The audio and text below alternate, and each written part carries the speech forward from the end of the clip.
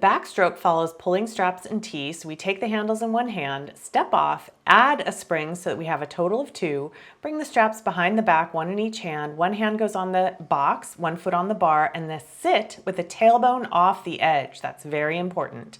Bring yourself into a ball, inhale, reach up to the ceiling, circle around, reach for the thighs, hold 2, 3, and resist the spring on the return.